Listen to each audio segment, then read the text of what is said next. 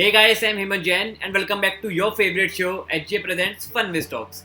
So guys, आज की video में मैं डिस्कशन करना चाहता हूँ एशियन ग्रेनिटो के बारे में। एशियन ग्रेनिटो से रिलेटेड काफ़ी ज़्यादा क्वेरीज आ रही थी कि वो शेयर जो है जब सर आपने रिकमेंड किया था तो उसके बाद वो शेयर ऑलमोस्ट 60-70% डाउन है। So what should we do, क्या करना चाहिए? तो all those things I am going to cover in this video. Let's get started.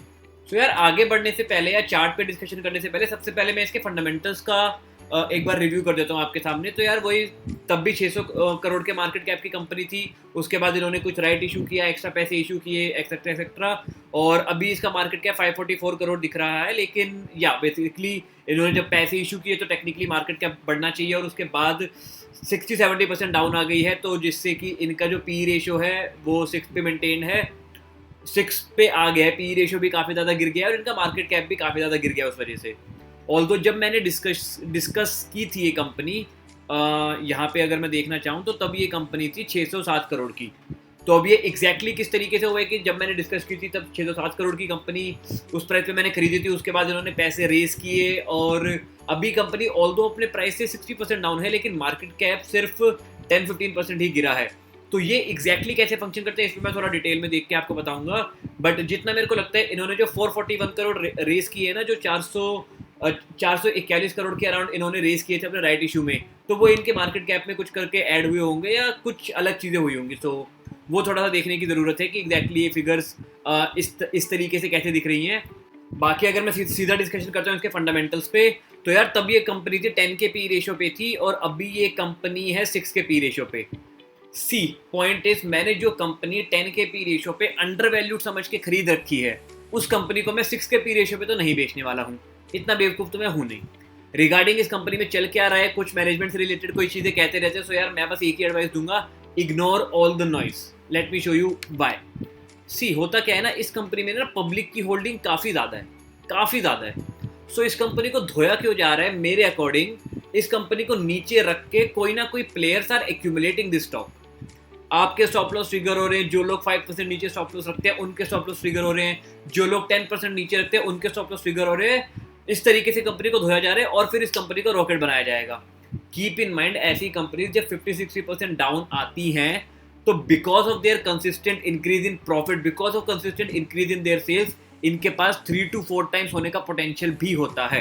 पहले मैं इसके प्रॉफिट पे डिस्कशन करता हूँ, उसके बाद मैं सीधा जाता हूँ एक एग्जाम्पल पे कि उसके साथ भी सेम चीज़ हुई थी। तो प्रॉफिट में मैं सीधा शॉर्ट पे निपटाऊंगा, ज़्यादा टाइम वेस्ट नहीं करेंगे हम। क्वार्टरली रिजल्ट्स लगातार बढ़ रहे हैं, आपके सामने है। ईयरली रिजल्ट्स में मैं जाऊं तो मार्च 2007 में 169 करोड़ की जो सेल्स हुआ करती थी वो भी 1500 करोड़ की हो गई है। अगर मैं इसको सिंपली 10 साल पहले की फिगर से कंपेयर करना चाहूँ तो 215 करोड़ से अगर मैं कंपेयर करना चाहूँ तो मात्र 15 साल में, यस 15 साल ना, हाँ ऑलमोस्ट 14-15 साल में कंपनी ने अपनी सेल्स को 9 पॉइंट समथिंग टाइम्स कर लिया है। 9 गुना सेल्स कर दी है कंपनी ने 14 साल में, ठीक है।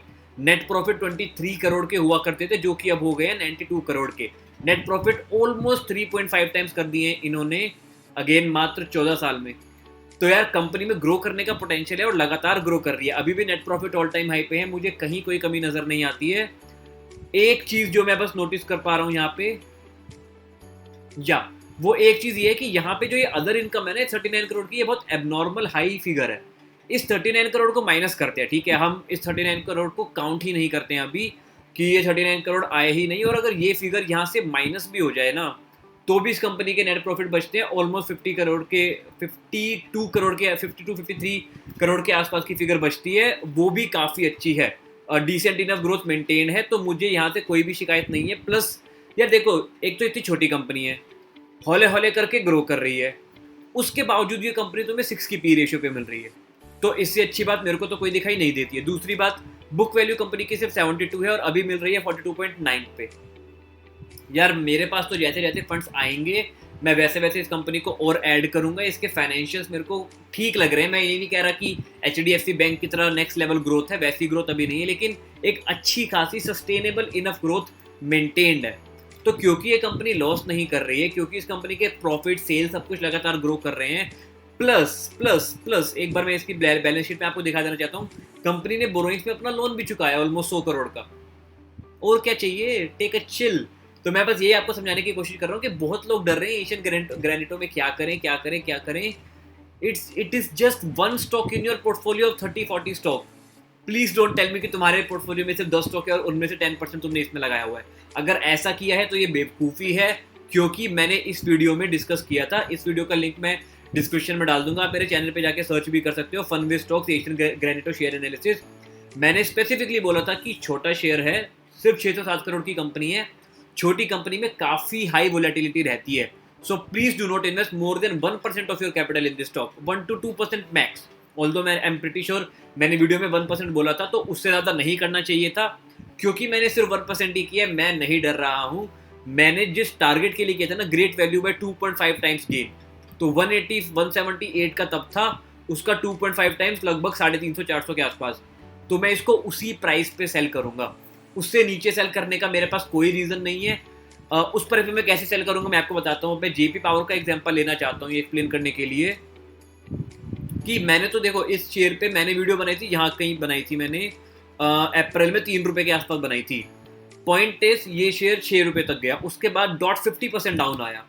अब जिसने यहाँ खरीदा अगर वो 50% पे डर के बेच देता, तो उसके बाद जो मात्र 3-4 महीने में ये शेयर 3 गुना हो गया, वो इसका प्रॉफिट नहीं ले पाता. ये चीज़ आपको समझने की ज़रूरत है कि अगर अच्छी कंपनी, अच्छा बिजनेस नीचे आया है तो वो ऊपर जाएगा. क्यों? क्योंकि उसके प्रॉफिट लगातार बढ़ रहे हैं. जेपी पावर को खरीदने का रीज़न था कि इसकी बुक वैल्यू काफ़ी ज़्यादा हाई थी और सीधा सीधा इसने, मैंने यहाँ पे 9-10 रुपये के आसपास इसको बेच दिया था. अब ये 6 रुपये पे वापस आया हुआ है, 6.5 पे मैं फिर से बाय कर लूँगा. सिंपल.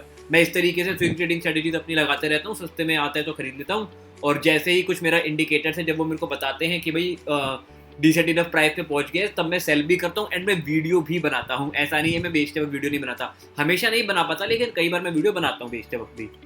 तो इसके एग्जाम्पल से मैं बस ये समझाना चाहता था कि यार जो शेयर, अच्छे शेयर नीचे आते हैं, इसका मतलब ये नहीं कि शेयर खराब हो गया, वो ऊपर जाएंगे. सेम सिचुएशन एशियन टाइल्स की है. I absolutely agree with your point कि जब मैंने वीडियो बनाई थी, मैंने वीडियो कब बनाई थी एक बार मैं देख लेता हूँ आपके लिए, जस्ट अ सेकेंड. मैंने ये वीडियो बनाई थी अराउंड, मेरे को डेट क्यों नहीं दिख रही, आपको दिख रही है क्या? 5 मंथ्स पहले. किसी का कमेंट है तो 5 महीने पहले बनाई होगी मैंने, 5 महीने पहले बनाई थी. यहाँ की डेट आती है, आई डोंट नो, मेरे को दिख नहीं रही. ठीक है, तो 5 महीने पहले मैंने वीडियो बनाई थी. तो एक बार मैं मार्क कर लेता हूँ कि तब क्या प्राइस था. तो जब मैंने ये स्टॉक डिस्कस किया तब इसका प्राइस था ऑलमोस्ट 174. तो एक बार देखते हैं 174 का प्राइस इसका कहाँ था. अभी चल रहा है जुलाई, यहाँ कहीं, बेसिकली यहाँ कहीं मैंने इसकी वीडियो बनाई थी. 178 के अराउंड का प्राइस था प्रोबेबली यहाँ पे, या यहाँ पे मैंने इसकी वीडियो बनाई थी. और उसके बाद से ये स्टॉक 76% डाउन आ चुका है. मैंने बेसिकली जब इसके राइट इशू आए थे तब और ऐड किए थे, तो मेरे पोर्टफोलियो में ये सिर्फ 60% डाउन है. Again I understand if you say कि 76% down is a big deal, totally agree. But दो चीज़ें हैं. फर्स्ट, ये पेनी स्टॉक है, सिर्फ 600 करोड़ की कंपनी है, तो इतनी ज़्यादा वोलेटिलिटी इस साइज़ की कंपनीज में आती रहती है. सेकेंड, स्टॉक प्रॉफिट में गिरावट नहीं है. ये गिरावट सिर्फ और सिर्फ शेयर प्राइस में है. प्रॉफिट कंसिस्टेंटली ग्रो हो रहे हैं. Please be patient. ये स्टॉक अपना ऑल टाइम हाई बनाएगा.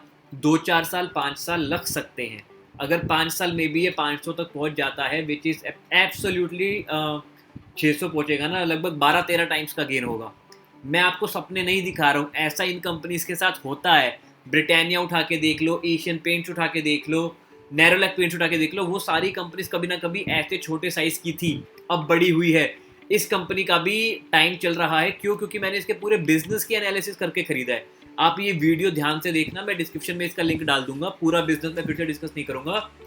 जिस लेवल के सिरेमिक्स ये बना रहे हैं, जिस टाइप की बाथरूम फर्निशिंग एंड ऑल चीज़ों पे ये वर्क कर रहे हैं, वो फ्यूचर है. That will be the future of interior designing. मानो तो या ना मानो, नाउ चॉइस इज योर्स. मैं तो इस स्टॉक को खरीदा हुआ है, मैं इस स्टॉक नहीं बेच रहा हूँ.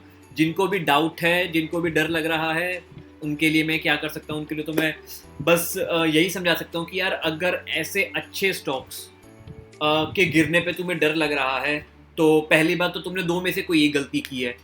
पहली गलती, तुमने बहुत ज़्यादा इन्वेस्ट कर दिया, जो नहीं करना था. 1-2% करना होता है ऐसी छोटी कंपनीज में. सेकंड गलती, तुम्हें स्टॉक मार्केट की नॉलेज नहीं है.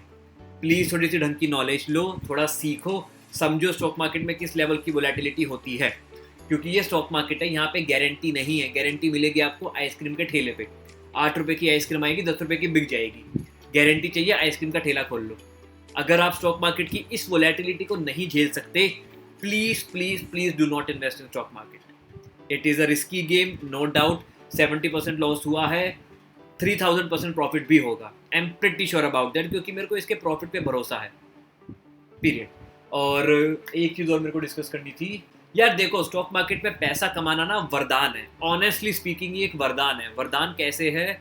मेरे बहुत सारे दोस्तों ने ना इन दिनों कुछ ने ऑप्शंस की पोजीशन बनाई हुई थी, मार्केट नीचे ही लॉस में सब कुछ बेच दिया। वो भी जब मार्केट लोएस्ट पॉइंट पे थी तब सबने स्क्वेयर ऑफ कर दिया डर के मारे। बहुत लोगों ने SIP अपनी स्टॉप कर दी, बहुत लोगों ने पैसा ऐड करना बंद कर दिया। और फिर वो कहते हैं यार लॉन्ग टर्म में हमें तो 8-9% का ही रिटर्न मिल रहा है। वो इसलिए क्योंकि तुम हर बार ऑल टाइम हाई पे इन्वेस्ट करते हो न्यूज़ देख के। तो यार ये मैं ज़रूर बोलूँगा कि स्टॉक मार्केट में पैसा कमाना सही में वरदान तो है, क्योंकि दो चीज़ें आपको चाहिए। ब्लेसिंग चाहिए कि भाई मार्केट नीचे हो तो ब्लेसिंग एज इन इतनी हिम्मत होनी चाहिए कि तुम उस पॉइंट पे डरो नहीं। और क्या ही बोलूँ, ब्लेसिंग चाहिए। और दूसरी चीज़ इज़ नॉलेज, कि जब मार्केट नीचे हो तो हिम्मत तो होनी ही चाहिए। साथ में अगर तुम और पैसा ऐड करने की तुम्हारे पास स्टेबल सोर्स ऑफ इनकम हो तो बहुत ही अच्छा रहेगा। तो मैं बस यही मेन चीज़ें डिस्कस करना चाहता था कि एशियन ग्रेनेटो को तो मैं सेल नहीं कर रहा हूँ। JP पावर जैसी वोलेटिलिटी ही इसमें भी है। JP पावर ने भी मेरे को 4 टाइम्स का प्रॉफिट दिया था। एशियन ग्रेनेटो भी मेरे को 4 टाइम्स का प्रॉफिट देगी। कब देगी I can not predict that. कुछ कंपनीज 2-4 महीने में प्रॉफिट देती हैं, कुछ कंपनीज 2-3 साल भी ले लेती हैं। हो सकता है ये वैसी एक कंपनी हो जो 2-3 साल ले, हो सकता है। Anything is possible in the stock market. So all I want you to do is keep learning, keep growing, keep investing. At the same time don't take too much risk. और डरने की जरूरत नहीं है। It's a great company, it is a great business, no doubt about that. So on that note guys, I will see you in my next video. Before that, अगर आपको ये video अच्छी लगी तो वीडियो को लाइक जरूर करना। I would highly highly highly appreciate your like. मेरे को बहुत अच्छा लगेगा। I will get more motivated कि मेरी वीडियोस को काफ़ी अप्रिशिएट किया जा रहा है। और अगर आप कमेंट में thank you for this video लिखोगे तो मेरे को काफ़ी अच्छा लगेगा। And I will see you very soon in my next video. Take care, stay safe and happy investing.